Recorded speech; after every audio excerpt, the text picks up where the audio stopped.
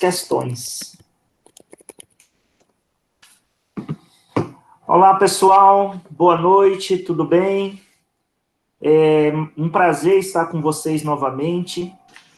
Este é o nosso terceiro e último encontro de conversas, diálogos acerca de C.S. Lewis. Para quem tem nos acompanhado e para quem está vendo pela primeira vez, este é um programa da nossa instituição, Betel Brasileiro, onde temos trazido professores e especialistas para abordar acerca de certas temáticas. E hoje nós temos o prazer de ter um professor que, para muitos, dispensa comentários, mas eu quero ter a honra e o prazer de apresentá-lo, o professor doutor Jonas Madureira. Ele fez teologia no Betel Brasileiro, também no Mackenzie, além da sua graduação e mestrado em filosofia pela PUC São Paulo. Seu doutorado foi em filosofia, com estágio lá na Alemanha, Universidade de Colônia, e para mim é um prazer muito grande. Eu fui aluno dele, fui orientando dele, então o meu percurso de estudos, eu devo muito às orientações do professor Jonas.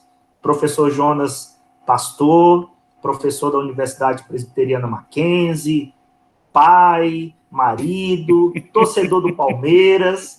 E interessante que essa conversa está sendo entre um flamenguista e um palmeirense justamente depois de domingo.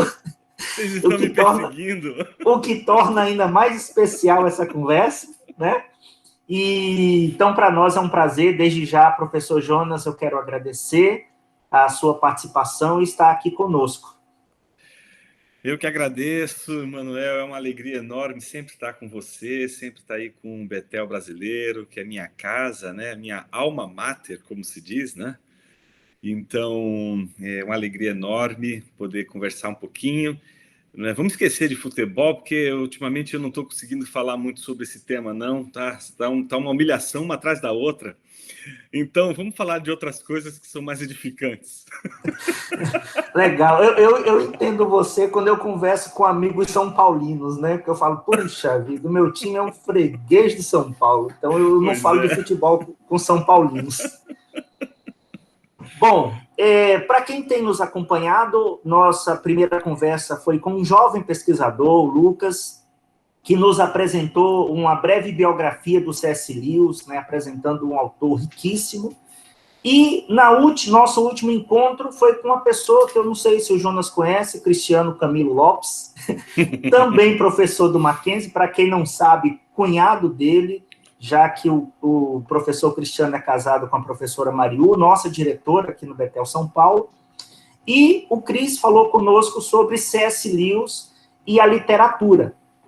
Hoje a nossa conversa com o professor Jonas é no campo, na direção do C.S. Lewis como um educador, um escritor, né, que também tem uma grande contribuição nesse processo. Bom, eu separei aqui algumas perguntas, né, para o professor Jonas nos instruir, e por favor, fique à vontade. Então, a primeira pergunta é, na trajetória do Lewis, nós podemos identificar como ou por que se tornou um escritor? Uhum.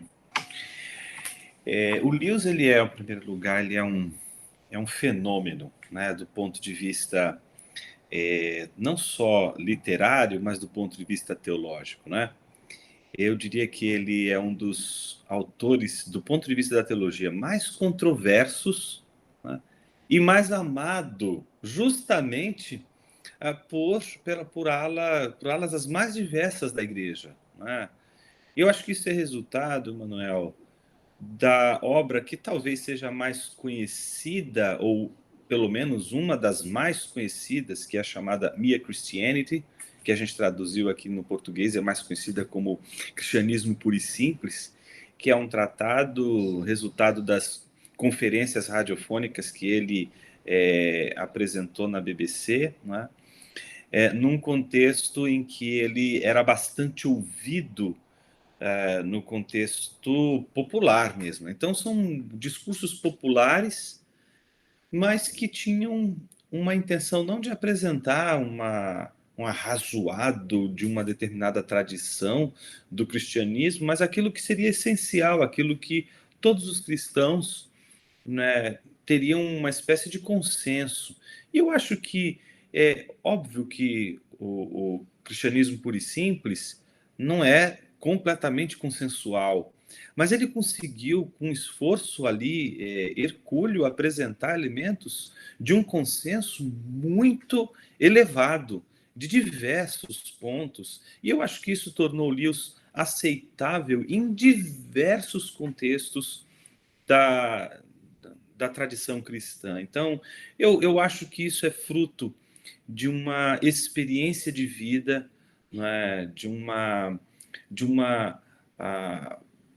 condição biográfica que favoreceu muito ao Lewis. Né? Lewis ele é um irlandês, né, que vive num contexto rodeado de livros. Seu pai espalhou livros pela casa dele por todos os lados. Mas era uma casa, como ele vai lembrar isso num livro chamado Experimento em Crítica Literária, que é uma produção mais tardia, mais madura da vida dele, que ele cresceu ao redor de livros, mas não ao redor de quadros, de pinturas. Ele vai ter essa relação com as pinturas, né, muito posteriormente, né, num contexto em que ele já está morando na Inglaterra e já está num outro universo de experiência de vida. Mas aquilo foi marcante porque o que ele tinha diante dele eram os livros. E os livros, apesar de ele não ter quadros, serviram de moldura para inúmeras imagens que ele constrói a partir dos livros, que é aquele processo que a gente chama de imaginação. Então, desde cedo, a literatura trabalhou com a imaginação do Lewis de uma maneira fantástica, né? Então, ele foi um leitor ávido desde pequeno, porque cresceu ao redor de livros, e seu pai era um cultor de livros de literatura, então investia nisso tudo. E nas gravuras dos livros. Não é à toa que ele vai ser uma das preocupações dele em Crônicas de Nárnia é com as gravuras que ilustrarão as Crônicas de Nárnia, que é uma obra mais tardia ali, né, mais de maturidade, no momento em que ele faz uma transição da apologética mais filosófica para uma apologética mais imaginativa. Isso não significa que a apologética filosófica dele seja desprovida de imaginação, e muito menos que a apologética imaginativa dele seja desprovida de filosofia. São dois momentos distintos, marcados pelo reconhecimento que Lewis vai fazer, não é, de uma discussão filosófica que ele já não acompanha mais. E isso acontece com um movimento que ele mesmo está liderando, né, que são encontros socráticos, e a maior parte desses encontros socráticos é preenchido por uma coisa incrível naquele contexto, que são mulheres, né? Elas é que estão discutindo filosofia e são as que estão mais presentes naquele clube socrático do Lewis, né? E uma delas, que é uma das mais importantes intérpretes contemporâneas de Ludwig Wittgenstein, né, que é Elizabeth Escombe.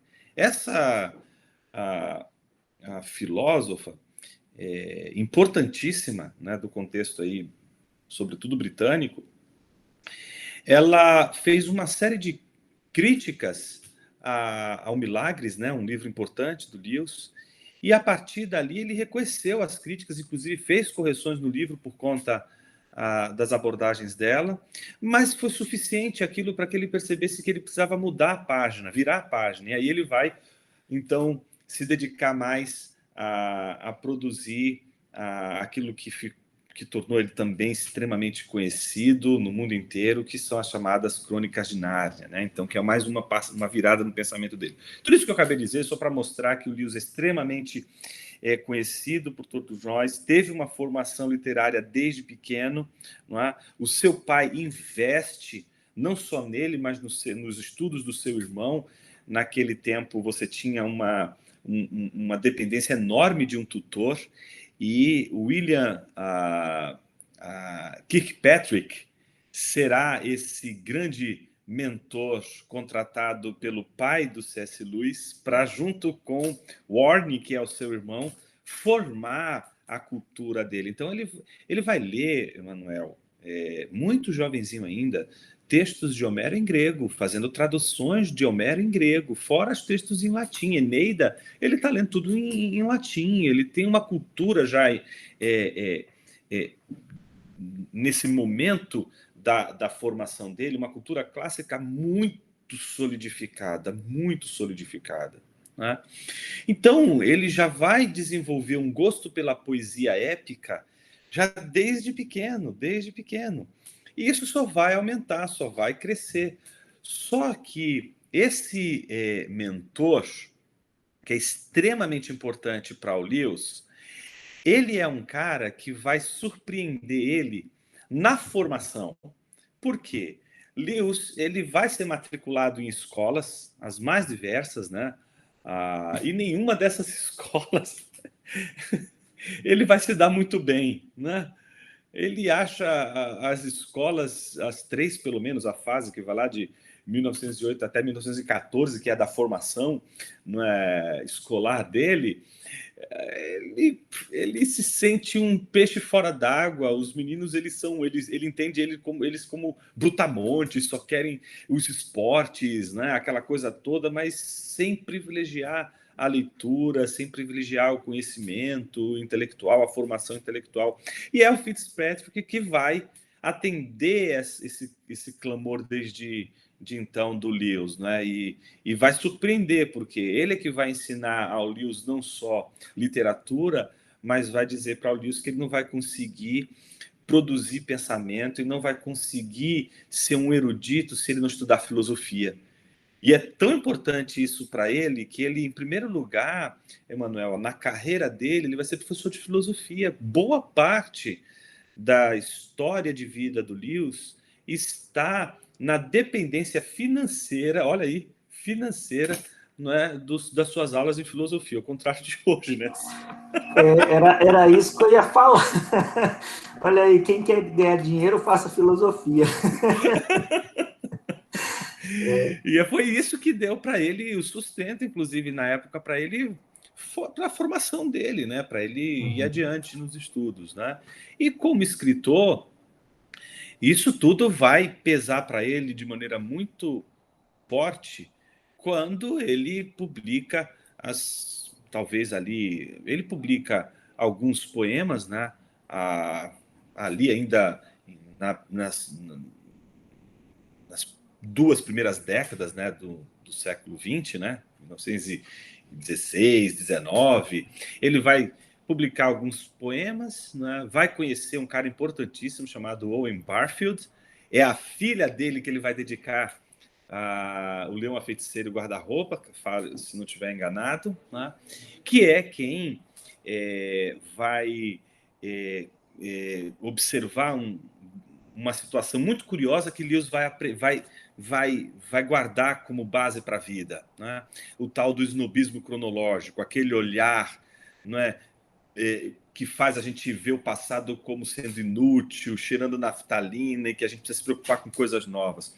O Barfield, ele alimentou muito nas conversas com Lewis e influenciou muito Lewis, principalmente nos estudos medievais. O Lewis vai estudar medieval como ninguém, sobretudo o século XIII, vai se tornar um especialista desses pensadores, e, melhor dizendo, literatos medievais. E aí vai, nesse tempo aí, produzir o seu próprio poema épico, né, que é o Daimer. Né? Esse já logo depois desses primeiros poemas, né, que ele escreve, ele vai fazer aquilo que seria a grande obra dele, né? E que, para sua infelicidade, não vai ter sucesso. Ele quer ser poeta, Manuel. Mas é um poeta do nível do T.S. Eliot. Há uma coisa muito curiosa, a história do T.S. Eliot com C.S. Lewis é uma história deliciosa, porque o T.S. Eliot, ele consegue se tornar um poeta, o Lewis não. Mas os dois depois são convocados para fazer a revisão da salmodia anglicana. Muito interessante, muito interessante. E eles é que fazem a revisão, fazem juntos, etc. O T.S. Eliot tem um apreço enorme por Lewis, mas alguns biógrafos acham que, inclusive, o Lewis tinha uma certa inveja, porque o Eliot se tornou aquilo que o Lewis não conseguiu, que era ser um poeta. O Lewis fez de tudo para ser conhecido como um poeta. Mas é incrível como ele se tornou famoso como escritor, não de poemas, mas um escritor belíssimo, de ensaios belíssimos. E o famoso autor aí de Crônicas de Nárnia, que coloca ele ao lado de gente grandiosa como o Tolkien, por exemplo. Então, nesse percurso, nós percebemos a sua formação, a contribuição do seu pai, o ambiente que ele foi formado, também a filosofia no seu início, né? Então, são todos indicadores que contribuíram para formar esse grande personagem da literatura, da história do cristianismo, né? Muito interessante. Ou seja, Manuel, um escritor não se forja sabendo só gramática. Tem gente que acha, tem gente que acredita nisso, tem gente que acredita literalmente nisso, de que será um bom escritor quanto mais estudar gramática. É verdade que a gramática será importante, mas um escritor vai estudar gramática a vida dele inteira. Então não tem essa coisa do tipo, a primeira fase é estudar gramática para depois escrever. Não, filho, você vai estudar gramática a sua vida inteira, é a sua língua. E a língua não é algo morto, ela está em movimento, ela é viva. Então esquece essa ideia de que você não vai ter que estudar gramática. Você vai ter que estudar, se você quer escrever, você vai ter que estudar gramática o tempo todo. Isso é o seu trabalho, é o seu ofício se você quer ser um escritor. Agora, o que vai tornar um escritor o que vai tornar alguém um escritor não é a gramática, senão todos os professores de gramática seriam escritores. O que vai tornar uma pessoa um escritor é se ele tem algo a dizer. Eu quero ser escritor porque eu acho bonito deixar a meia luz num ambiente austero, né? Ali no seu computador, na sua torre de marfim, tendo inspirações e escrevendo sobre o nada. Não, a gente escreve por necessidade, a gente escreve porque tem alguma coisa a ser dita aí, e se você está na sua mão aquilo ali. Se você não disser aquilo ali, você vai se trair. É uma traição. Então é impossível um escritor não se tornar um escritor, não é, sem cometer o suicídio. Então ele tem que escolher entre o suicídio e escrever. É uma angústia. É fruto dessa angústia. Ótimo. Bom, continuando. O que C.S. Lewis ensina em suas obras sobre escrita e leitura? Então, eu acho que boa parte é isso que a gente começou a trabalhar agora, né? Que é essa questão de você ter um problema, né? Outra coisa interessantíssima, né? Eu já vi muita gente dizendo, Jonas, eu quero escrever um livro, eu quero produzir um livro. Eu vou perguntar assim, mas o que você já leu hoje? O que você já lê? O que você costuma ler? O repertório não sai de 5 livros durante a vida inteira. Não, como é que você vai querer ser um escritor se você não gosta de ler? Então, quer testar um escritor? Pergunte para ele se ele gosta de ler, o que ele leu, o que ele está lendo recentemente, quais são os últimos livros que ele leu. A pergunta quantos livros você leu, ela é tola nesse sentido, porque uma pessoa que é voraz na leitura, ela não conta quantos livros ela lê, ela quer ler. Ela está preocupada com o néctar do livro, ela quer tirar aquilo a seu proveito, ela não quer colecionar livros. Ela quer devorar a alma de alguém que está derramada naquele texto. É isso. E Lewis, ele aprendeu isso logo cedo, porque foi o Kirkpatrick que deu isso para ele. Formou ele. É a espécie do mentor, né? Alguém que formou e deu exemplos para ele, fez ele perceber o quanto a leitura mexe com a nossa imaginação. Então, não só, né, o fato de ser um escritor, um orador, Uma pessoa que quer trabalhar retórica, quer ser um bom orador, mas não tem leitura, ele não vai ser um bom orador. Então, pensando em nosso público mais específico, que são pregadores, né, pastores, tudo bem, você pode conhecer exegese. Ótimo, isso é excelente. Sem isso, você não vai conseguir produzir, não é? O ensino. Mas a oratória, ela depende da sua imaginação. E a literatura ajuda você a desenvolver a imaginação, a conexão, a associação de ideias. A associação de ideias é como um músculo, sabe? Se você não Uhum. treina, ele não fica robusto. Uhum. Então, a associação de ideias, que não pode ser uma associação fortuita, não é? Não é mera combinação louca de ideias. Não, aquilo que às vezes na Bíblia a gente, quando vai estudar, descobre que é uma maravilha, né? Que é a diferença da alegoria para a tipologia. O estudo da tipologia bíblica é uma delícia, porque, em primeiro lugar, ensina para a gente que os autores bíblicos tinham uma imaginação bíblica. Então, por isso, eles estão usando metáforas também. Por isso, eles podem falar que Jesus é o Cordeiro de Deus, porque quando fala Cordeiro de Deus, a imagem de tudo aquilo ali é grande, é uma imagem grandiosa, é uma imagem impressionante. Então, a leitura, ela forja o escritor. Sem leitura, não se tem escritor. Então, se você quer escrever livros, mas você não gosta de ler, então, o Lewis ele faz uma coisa muito interessante, e aí eu acho que uma dica para quem quer entender muito bem isso em Lewis, sobretudo, é um experimento em crítica literária. Né? Tem uma edição muito, muito boa, com uma tradução muito boa, publicada pela Unesp. Excelente. E esse livro, ele é uma pérola. Eu acho que todo mundo deveria ler esse livro. Não é? Sabe aquela... Não passar dessa vida, né? Não pode passar dessa vida para outra sem ler esse livro, mano. Você sabe aquela cena... Acho que é Peregrino da Alvorada, né? Que o Eustáquio, a Lucia, eles estão ali no quarto, né? E Edmundo também, e tem um quadro de um barco navegando, né? Uhum. E aí aquele barco entra no mundo deles, né? As águas começam a sair do barco, né? Então é muito interessante porque um experimento em crítica literária fala dessa experiência de ele não ter tido quadros em sua casa e mostra o quanto a leitura ela faz com a gente o que um quadro faz, não é? Uhum. Todas as vezes que a gente se aproxima de um quadro para tentar explicar o quadro, a gente perde de vista a influência do quadro sobre nós. Então, eu não me aproximo de um quadro para dizer assim, como é que eu posso usar esse quadro para ilustrar um sermão?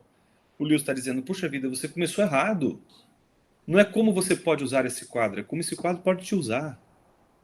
É como esse quadro pode te afetar, o quanto ele está afetando a sua imaginação, o quanto ele está saindo dali e tocando sua alma. E um texto é isso. Um texto que não toca a nossa alma, ele não surtiu seu efeito. Né? Óbvio que a gente está falando aqui de categorias diferentes, né? De, por exemplo, textos como da Crítica da Razão Pura do Kant. Não tem como você abrir a Crítica da Razão Pura do Kant, esse texto tocou minha alma. E ter esse deleite todo. Exato, se você chorar é porque você não está entendendo aquela desgraça. Você está dizendo, cara, está em português isso aqui, eu não estou entendendo. Que língua é essa? Óbvio que aquele texto é um texto de ciência, ele tem um outro objetivo. Mas eu me refiro ao Lewis escritor que quer tocar a alma das pessoas. E a sua ensaística é cheia de imagens, de metáforas, de ideias, de imaginação. E essa imaginação toda que ele usa e que é muito perspicaz, que é de uma beleza impressionante, ela vem com as leituras, ela vem com isso. Então, o escritor que não lê, né, ele provavelmente vai ter dificuldades. O Lewis, nesse livro, ele diz assim, né? Eu leio livros porque quando eu os leio, torno-me 1000 homens e permaneço eu mesmo. É como se a gente, ao ler livros, tomasse os olhos desses autores emprestados para a gente poder enxergar com olhos que não são os nossos, porque os nossos não enxergariam o que esses olhos enxergaram. Então é como se um autor desse para mim o olho dele e eu pegasse esse olho emprestado, deixa eu enxergar o mundo como você está enxergando. Né? Então, quanto mais você tiver esses olhos todos usados por você, mais recursos você vai ter para se expressar, para colocar suas ideias, para escrever. Então, quer ser um bom escritor, quer fazer o trajeto do Lewis, tem que ler livros. Leia livros. Leia livros se quiser crescer. Bom, aproveitando, falando de livros, né? Como todos nós sabemos, professor Jonas Madureira, com a escrita de alguns dos seus livros. Por sinal, ontem eu fiquei sabendo que está saindo um aí quentinho, né? Sobre Tomás de Aquino. Exato, vai sair Eu vi, aí. prefaciado pelo nosso querido professor Carlos Arthur. Sim. Eu fui aluno do professor Carlos Arthur, chegava lá na sala com a sua sandalinha de dedo e tal. Isso, mestre. Eu vou falar um pouquinho aqui, eu tive aula com ele de Agostinho e Tomás de Aquino. Eu vou falar aqui um pouquinho de Tomás de Aquino e Agostinho, aí todo mundo, nossa, pouquinho. Pois é, esse pouquinho aí, meu amigo. Bom, e por falar no Jonas, escritor, o que é que o Jonas, escritor, teve de influência, de impacto do Lewis na sua vida? Se é que teve. Sim, não, o Lewis é um dos autores aí que eu não teria como negar a influência dele, né? No jeito, tudo que eu de alguma forma estudo, né? Tem uma influência dele, da história dele, né? Das leituras, né? Eu acho que a minha primeira leitura foi com 17 anos. Foi a primeira vez que eu li o Lewis. Eu tinha 17 anos, eu estava no seminário. Isso foi o quê? 94, talvez. E eu li aquela edição do Cristianismo Puro e Simples da ABU. Eu não sei se você lembra, aquela... Parece uma revista, né? Eu tenho até hoje essa edição, Manuel, e eu guardo ela com muito carinho, porque eu tenho anotações de um adolescente, né? E elas ficam ali no livro. E todas as vezes que eu olho aquilo ali, eu digo assim, puxa vida, eu já li esse livro, eu já perdi a noção de quantas vezes eu já li esse livro. E eu percebo como o Jonas que leu ele aos 17 anos é diferente do Jonas hoje lendo o Lewis, né? Mas o quanto o Lewis está presente naquele Jonas de 17 anos, mas está presente nesse Jonas quarentão hoje. Né? Então, eu tenho um carinho enorme para o Cristianismo Puro e Simples. Eu acho que esse livro forjou muita coisa da minha maneira de me expressar e do desejo de escrever bem, de escrever algo que não só seja claro, mesmo que seja algo difícil, como o Lewis faz, né? Lewis escreve coisas difíceis, mas o que me espanta nele é a clareza. Eu falo, puxa vida, eu quero ser claro assim, e é difícil. Eu sei que tem muito estudo ainda pela frente para alcançar talvez um átimo da clareza do Lewis. Não é? Mas essa clareza dele já se tornou uma ambição para mim. Não é? Porque eu entendo que a clareza, ela toca as pessoas. E quando você tem clareza e une a clareza à imaginação, à beleza, eu acho que a beleza ela faz parte dos fundamentos daquilo que seriam os pilares da educação, da paideia grega, e que é fundamental para o Ocidente, né? Verdade, justiça e beleza. Se o que você está produzindo não é verdadeiro, se o que você está produzindo não é bom, se o que você está produzindo é feio, então você tem aí todos os ingredientes para destruição do homem. O Lewis usaria o termo abolição do homem. Inclusive é título de um livro dele, em que ele vai tratar exatamente disso. Como a perda da verdade, da beleza e da justiça como critérios últimos, que são universais, para tudo aquilo que a gente produz, como a perda de vista disso aboliu o homem, né? Aboliu no sentido de destruir o homem. Né? Porque ao perdermos de vista esses três fundamentos, a gente torna a formação do indivíduo uma formação funcional, pragmática, instrumental, Eu uso os saberes para determinados fins. Então, eu perco aquela noção que a gente vai ver em Aristóteles, né, quando ele, na metafísica, vai responder a pergunta para que serve a filosofia? E vai frustrar todo mundo, né? Imagina, você olha, vai lá, lê e Aristóteles serve para nada. Não serve para nada. Então, aí vem a grande pergunta, pô, mas se não serve para nada, por que eu estou gastando meu tempo? Isso quebra, né, esse nosso viés de sempre querer, né, encontrar uma razão prática para algo. Então, essa educação pragmática que transforma, por exemplo, eu tenho lidado bastante na universidade também, Manuel, e eu vejo um monte de... aquela série The Walking Dead, né, fala dos walkers, né? Tem um monte de walkers ali dentro da universidade, zumbis, gente vazia, porque os pais contrataram uma universidade, enfiaram o moleque lá dentro e querem que ele saia da universidade não um cidadão pensador, nada disso, que é um profissional, né? Um profissional liberal. O que tem que fazer? Sabe? Então, não se tem mais uma preocupação com a formação cultural do indivíduo. E o Lewis, ele foi formado assim, na cultura dele. Isso foi uma coisa que me chamou a atenção. Eu falei, puxa, eu quero isso. Eu não quero só uma formação para me tornar algo e, a partir desse algo, ganhar algo com isso. Cara, eu quero encontrar nessa formação que o Lewis está oferecendo aquilo que é o contrário do diagnóstico que ele faz, né? Ele diz que esse universo que a gente é formado hoje é um universo que forma homens sem peito. Olha que metáfora, Manuel. Homens sem peito. São vazios, são ocos. Extremamente relevante e contemporâneo, né? Capaz de falar muito para nosso contexto, para nossa geração. Ele chega a dizer, nesse Abolição do Homem, ele diz assim, a formação hoje, né, de um pensador, de um escritor, de alguém que quer produzir pensamento, é mais ou menos assim.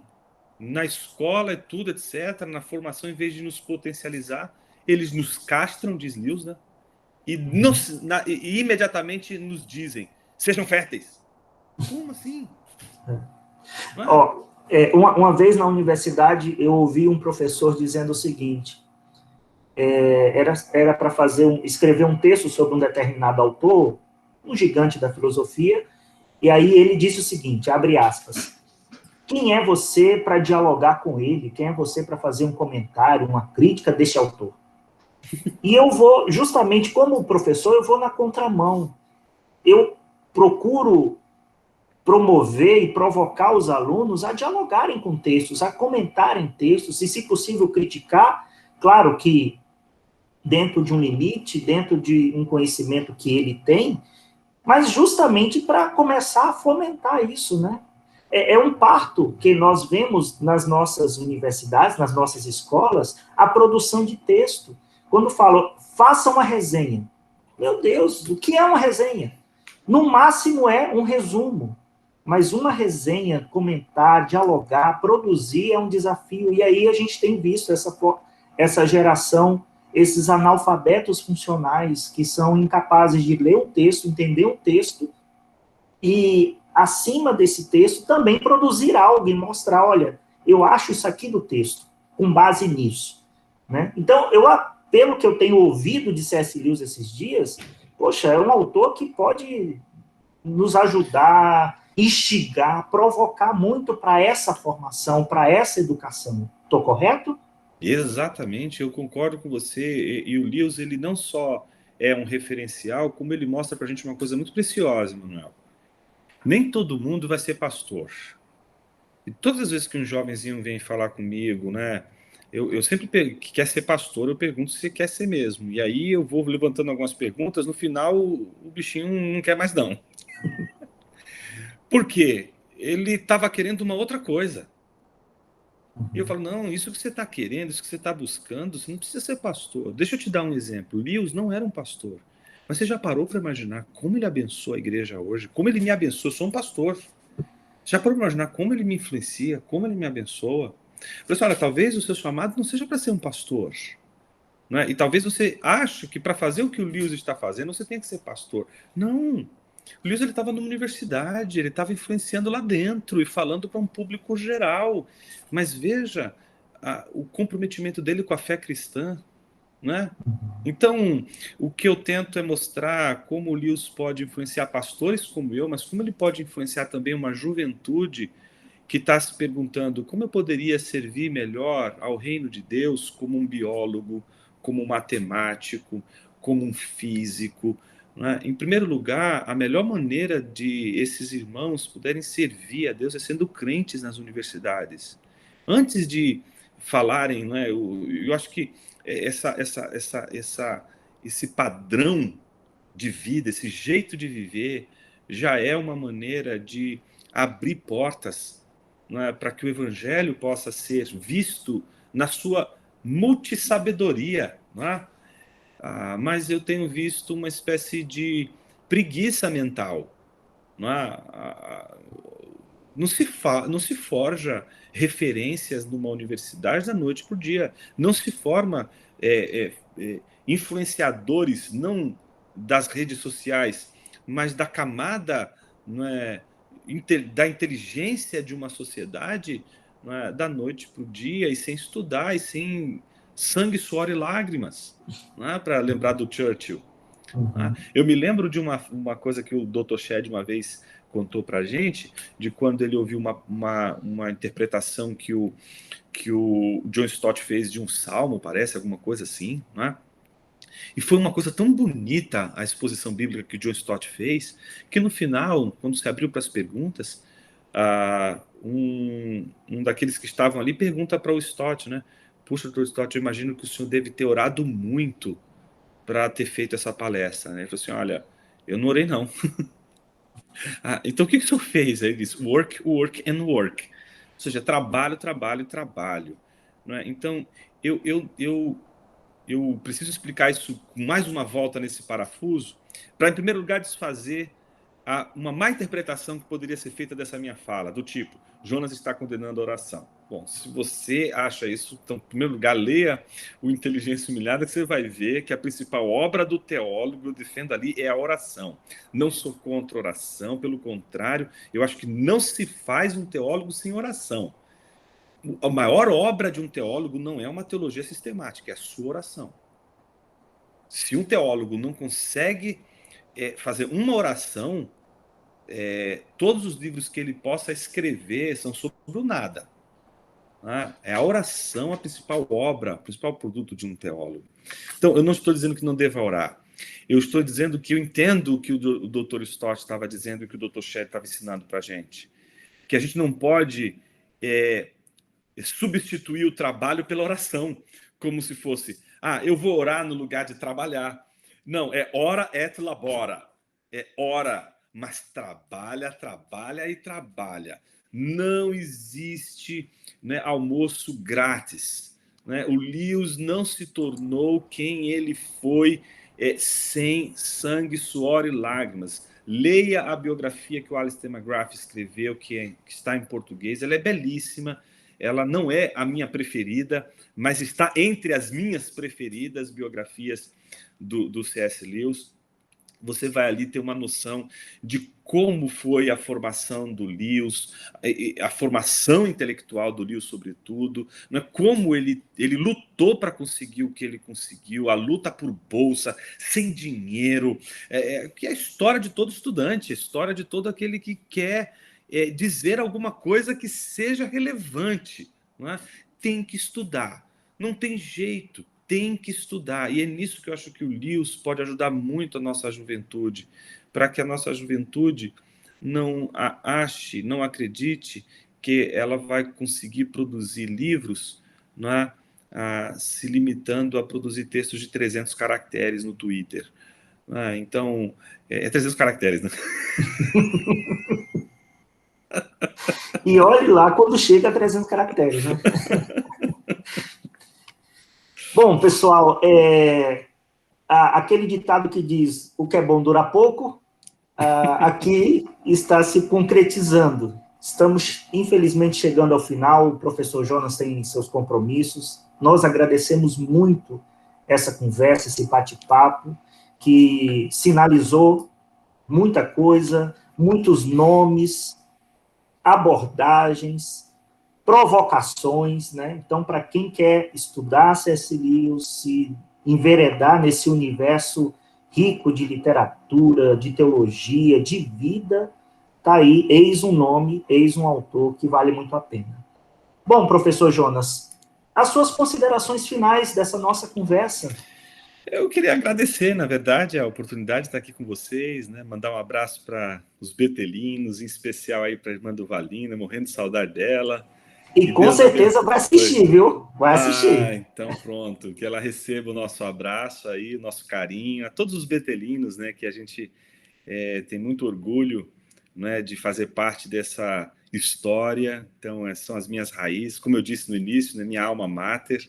Eu acho que boa parte de tudo aquilo que a gente está fazendo hoje só foi possível porque tudo começou ali, com os meus professores que me inspiraram ali dentro, Reverendo Osmi Linhares, Ivone Parente, Sérgio Aparecido, Gilberto, não é? Serginho, esses professores todos que não passaram em branco, né? Que deixaram as suas marcas, né? O Wellington Baima, que ensinou a gente, né, deu os primeiros passos da erudição na filosofia e no grego, nunca vou esquecer dele. Então, são professores que marcaram a gente, a própria irmã do Valina, que foi minha professora de Romanos, nunca vou esquecer aquelas exposições que ela fez em Romanos. Então, eu carrego muita história, né? Muita história dessa casa e se puder ser um encorajamento para aqueles que estudam no Betel Brasileiro, não é? Que continuem os seus estudos, não é? Que continuem lendo e que os alunos do Betel Brasileiro sintam-se encorajados a honrar essa casa, não é? A fazer o seu trabalho da melhor maneira possível.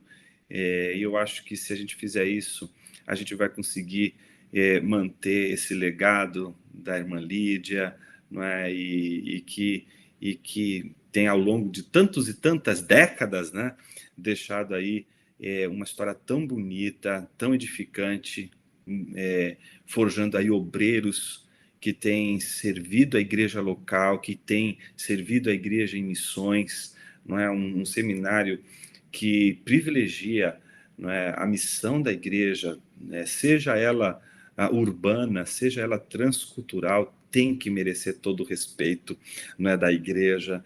Então, formar missionários e pastores é uma das coisas que eu tenho mais orgulho de dizer que o Betel Brasileiro faz, como nenhum outro seminário no nosso país. Então, eu tenho muita alegria de fazer parte dessa casa, muita honra, não é, ser contado entre os alunos e entre, não é, pelo menos a boa parte da minha formação como professor começou no Betel Brasileiro, e eu espero, como todo aquele que, não é, tem a sua alma mater no lugar onde começou, eu possa um dia terminar a minha carreira aí, voltando para minha casa.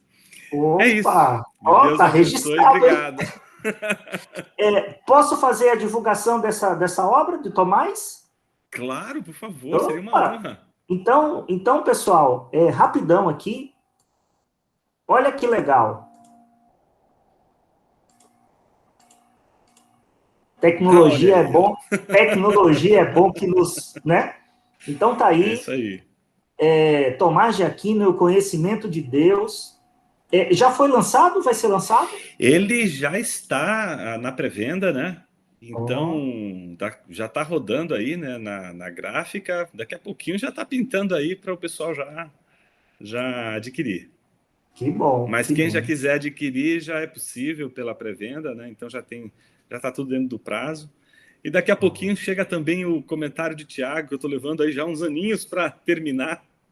Mas está sendo o meu bibelozinho aí, viu? Estou tratando com muito carinho esse livro e eu acho que ele vai ter um efeito abençoador, eu espero, para a igreja, porque é isso que eu quero que essas obras produzam, né? Amor a Deus, amor pela igreja, amor pela palavra. Se essas três coisas estiverem produzindo ali nos leitores, eu já me sinto realizado enquanto alguém que tem uma missão. Amém. Professor Jonas, um prazer, uma honra. Que Deus continue te abençoando ricamente, usando para a edificação do corpo de Cristo. Eu agradeço muito, além de eu ser também formado na casa, ter o privilégio de ter sido seu aluno, aluno do professor Cristiano. Eu só lamento de não ter sido aluno da professora Mariú. Faltou pouco, mas um prazer muito grande, que Deus continue te abençoando, viu? Obrigado, Manuel. Eu que fico feliz aí. Até breve. Obrigado.